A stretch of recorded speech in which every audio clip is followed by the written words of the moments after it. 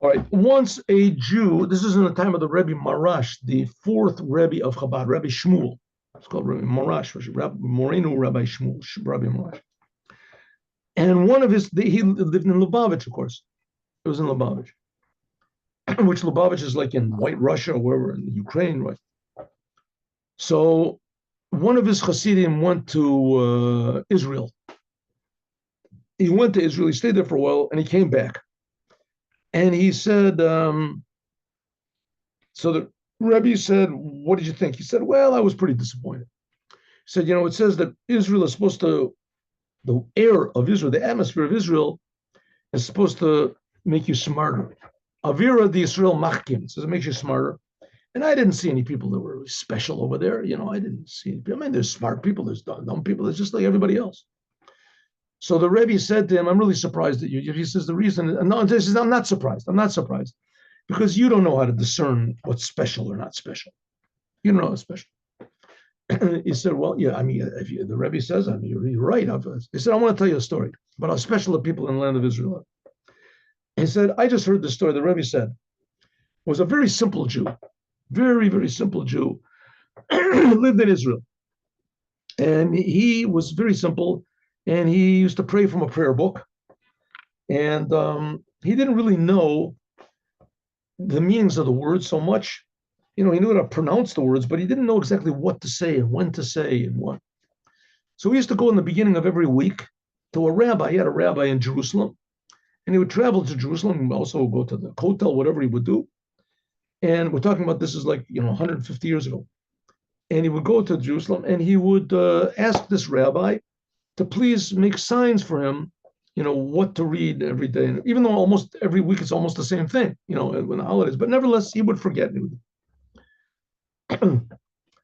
So this worked out pretty good, except in the winter. In the winter times in Israel, sometimes there's rain, and the rain makes the ways very muddy, and it's also cold.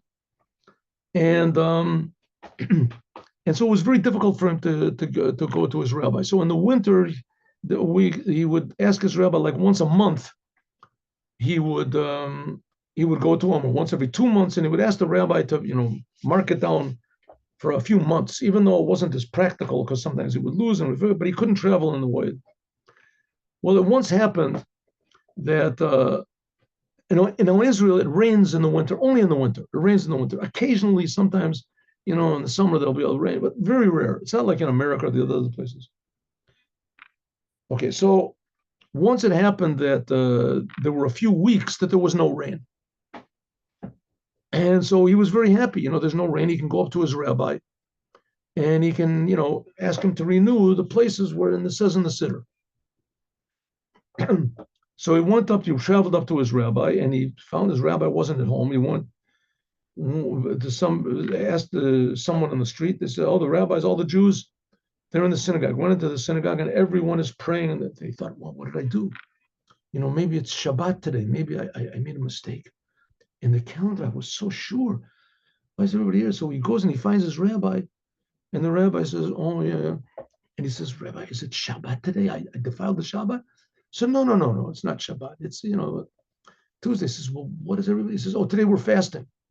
I said, "It's a fast day, Rabbi. I didn't know. I ate this morning. I didn't." He said, No, it's no problem. It's just a fast day. We declared a fast day because there hasn't been rain for a few weeks, and it's a drought.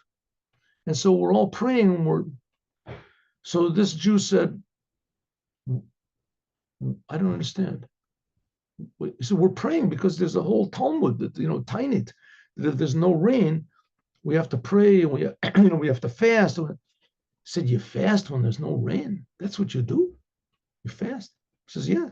He says, "Well, that's not how you bring rain." So the rabbi said, "Well, how do you bring rain?" He says, "Very simple. I go out and I ask God for rain. I go out." He said, "That's what you do?" He said, "Yeah." He said, "Let's see you do it." So he went outside and he said, "God, you're Jew, your children need rain. Why are you making them suffer? You have all the rain, you have everything in heaven. Open up the heavens and send rain." All of a sudden it started to rain. It started to rain. The Rebbe Rashab, the Rebbe Marash said, "See, that's a simple Jew in the land of Israel. That's the power of a simple Jew in the land of Israel. I don't know. I guess I'm not a simple Jew, but nevertheless, that's what he said. That's the story that he told. So I guess if you're genuine and simple, afterwards, I guess maybe the Jew would learn the Talmud, or he learned other things that you just can't do that. You have to. Even though there's a story that it says that they prayed for rain, and that and that all the rabbis, they couldn't pray for rain. And there's two separate stories. One is the Rabbi Akiva went out and he said Avinu Malkeinu Avinu Atah, and it started raining. And another one was Choni Amagel. With Choni Amagel, he made a circle and he said, I'm not leaving here until you send rain, God. And God sent rain. He sent a big flood, and he said, I don't want rain like that. I want rain that's positive, that's productive. And God made it rain.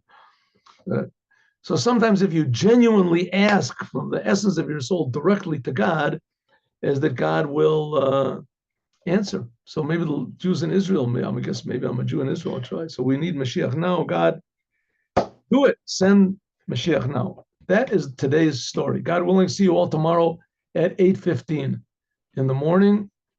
And we'll see. My prayers worked good. At least my advice that I gave to Menachem will work. We'll see. Shalom uvracha. For me, it's a little better so far. Oh, good. Thank you. Thank you. Thank you. Listen, if it works, you can make some money for it. I don't care. I haven't got a patent on this stuff. Good. Yeah. No, it's a little better. Shalom uvracha. Well, thank you so much.